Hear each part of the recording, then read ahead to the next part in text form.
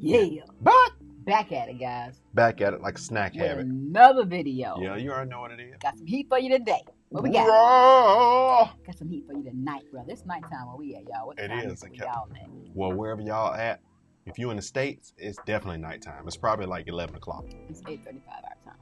So So I wanted to do this Joe Rogan, man. I did this one, but I remember this guy, Daryl Davis.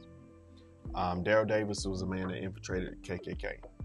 But he's talking about on here on the Joe Rogan show his techniques for talking to the KKK members. So I'm really curious to see how he came in and jumped in and did that. how do you infiltrate the KKK? Good question. Well, let's see. Let's see this. The Joe Rogan Experience. Now, Daryl, I want to talk to you about your personal experience on Minds with this, with what you do, what you're known for. Have you had interactions with people on Minds that have been favorable? That you've kind of pushed people into a I've had a few, and I've had my share of detractors. Some people think what I'm doing is totally wrong and don't get me or whatever. But yeah, I've had interactions with some people. When you say like people have said it's totally wrong, like what kind of criticisms do they have for that? It depends upon where they're coming from. Some people think it's not my job to teach white people how to treat us.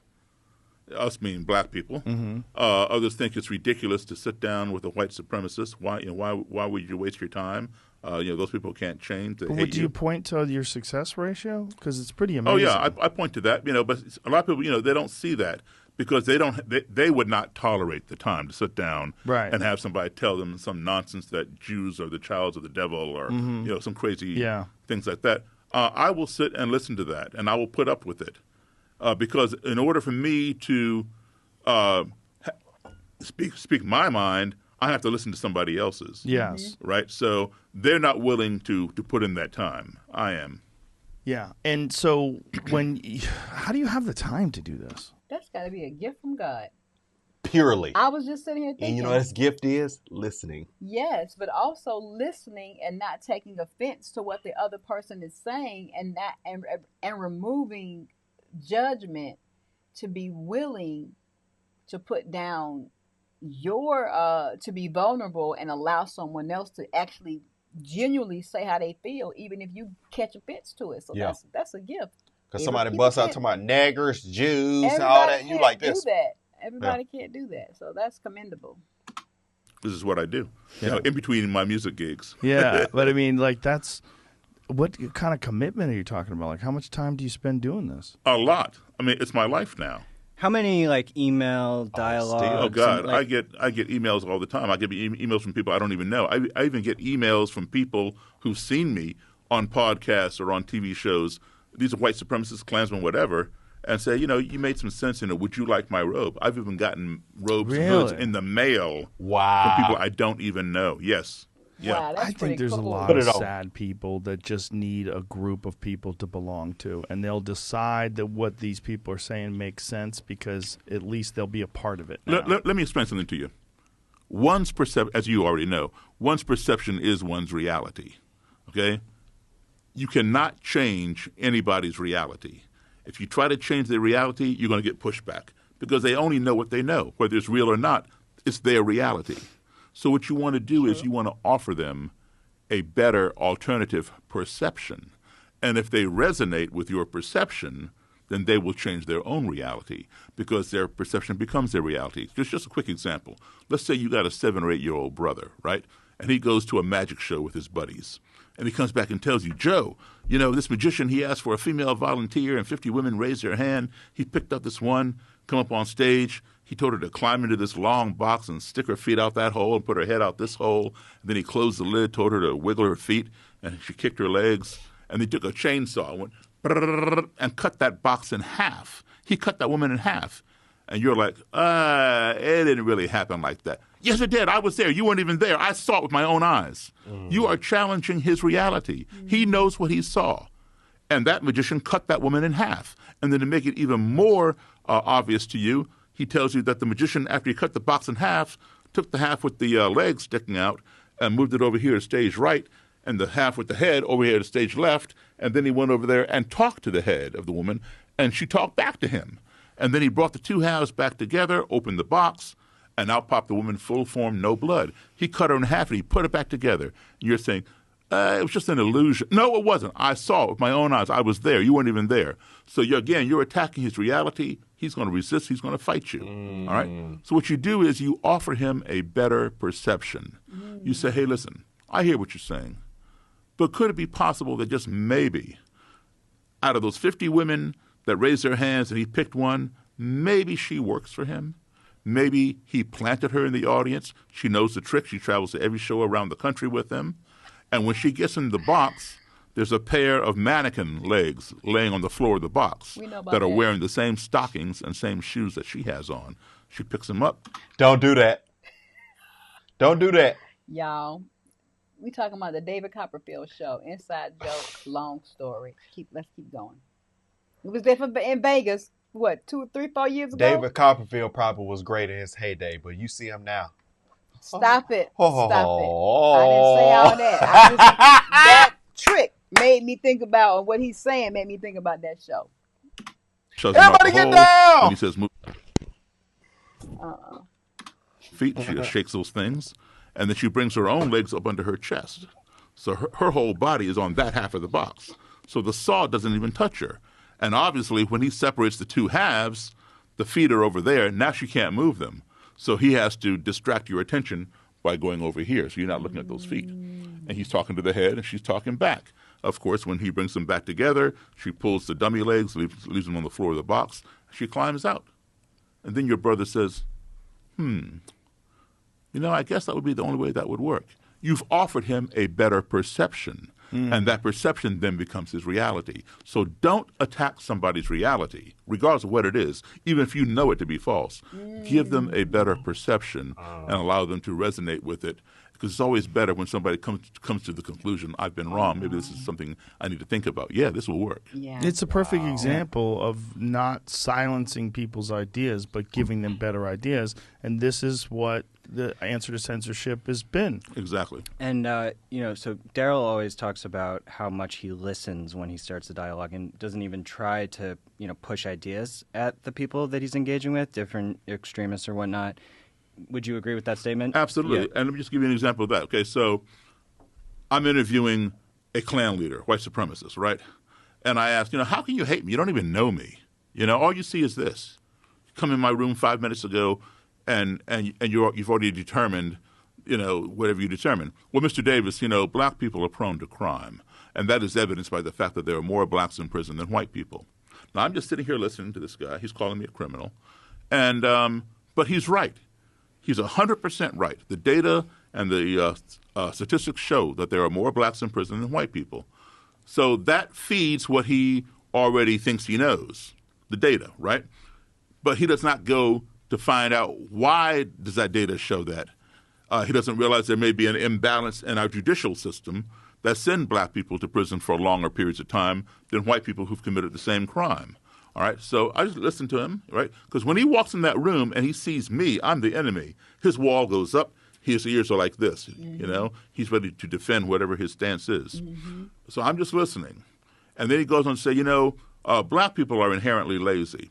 They always have their hand out for a freebie. They're always trying to scam the government welfare programs and all that kind of stuff. So now he's called me a criminal, now he's calling me lazy. And I'm just sitting here listening. I'm not pushing back. And then he says, and black people are born with smaller brains. And the larger the brain, the more capacity for intelligence. The smaller the brain, the lower the IQ. So now I'm being called stupid.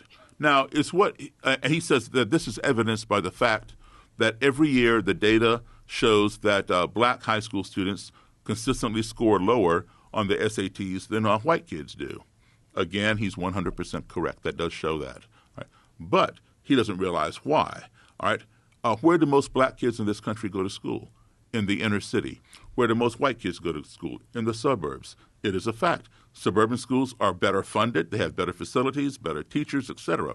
I will guarantee you, White kids who go to school in the inner city can score just as low as those black kids, if not some lower. Black kids who go to school in the suburbs can score just as high as the white kids, if not higher. It has absolutely nothing to do with the color of the student's skin or the size of the student's brain, but it has everything to do with the educational system in which that child is enrolled. But of course, he won't go to research that because the data already supports what he already believes that I'm in. So I like exactly what he's saying. You know, so smart. Of course, you don't want to try to go against what someone already knows. Offer them another option. Offer them a different perception. Yeah. That's so good.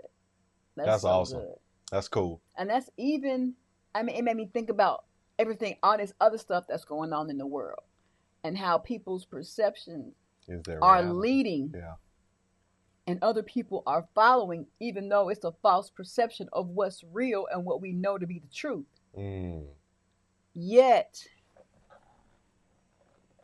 offer them or a person that might present to you what they say their perception is. You present your perception.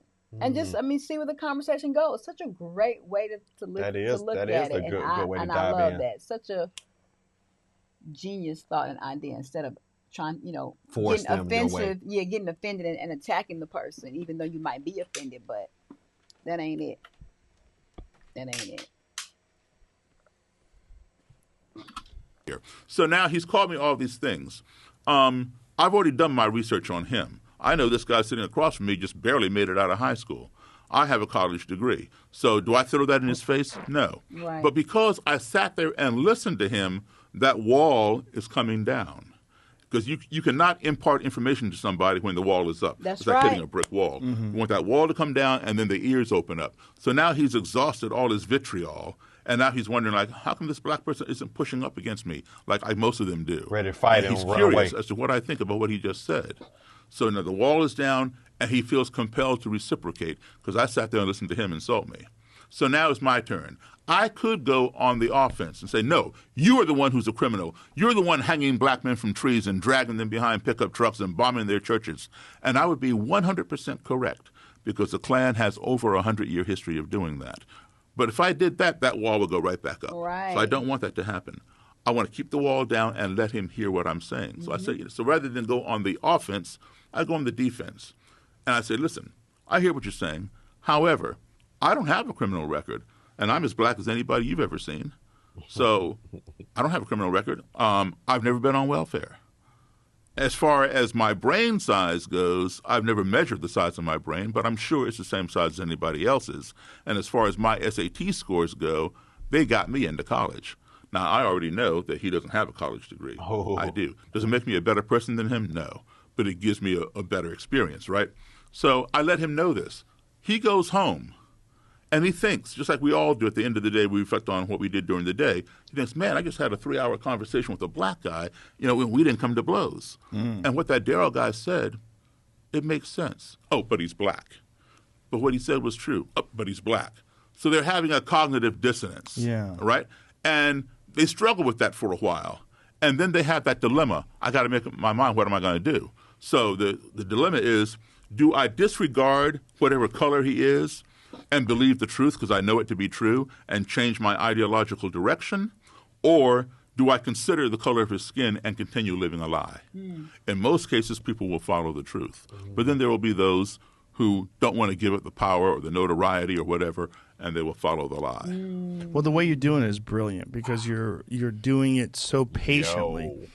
And contrary to the way most people handle arguments. That's right. Most people handle arguments by trying to shut down the other person's argument and shit all over them instead of trying to, what you're saying, offer an alternative perspective, which is really probably the only way to get people to think about things in a different light. And That's Joe, right. that comes from the fact that I've done a lot of travel.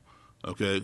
I've been exposed to people from all over the world, and we all got along. We all got along. We told a story on the podcast the first time you were here about not even understanding racism until you were a child because you grew up overseas. Right, exactly. And I saw that.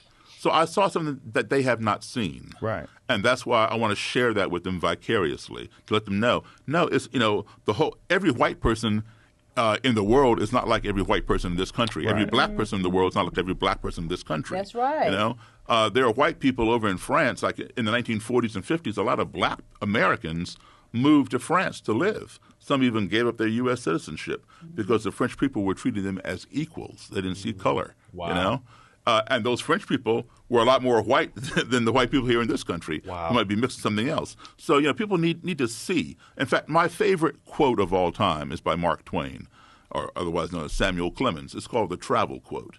And Mark Twain said, quote unquote, "Travel is fatal to prejudice, bigotry, and narrow-mindedness, and many of our people need it sorely on these accounts. Broad, wholesome, charitable views of men and things cannot be acquired by vegetating in one little corner of the earth all one's lifetime."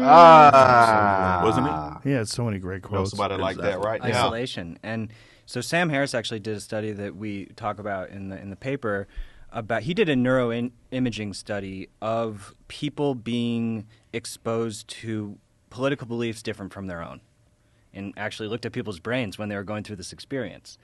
And they actually talked about this thing called the backfire effect, which is sort of what you're talking about when the wall's up. And so they sort of detected that, interestingly. And I forget the exact name of the study, but it's in the footnotes. So I think the patience is it. That it's long term.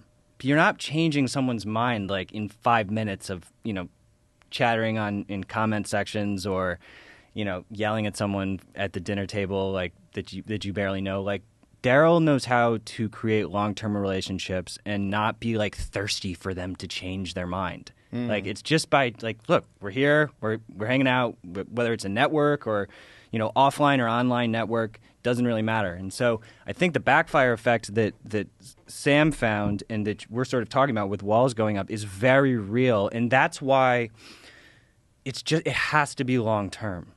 You know, but Daryl, I'm just thinking while I'm listening here, like these conversations that you've had with these white supremacists and neo-Nazis, how amazing would it be if that was a podcast? Wow. It Like is. if you, no, what I'm saying, if you sat down with those people from the beginning, from first meeting them, and see that conversation play out, that would be very relatable. I've got some of that. Do know, you? where I've sat down with some of these people while they were still in, and now I'm sitting down with them now that they're out. Some of them even come on my lecture Wow. tours with me. That's so stand on stage with me and cool. speak out against their former Do you have organization. videos of these Whoa. conversations? Yeah, some of them, yeah. God, are they online? That is so powerful. So I would powerful. love to see that. Yeah. Because that is We'll have such to pull a him cool up. You'll pull him perspective. up. Yeah, that's such a cool perspective, and it has really given me some insight on even how to be a better communicator as well as on the defense. And also a better Christian.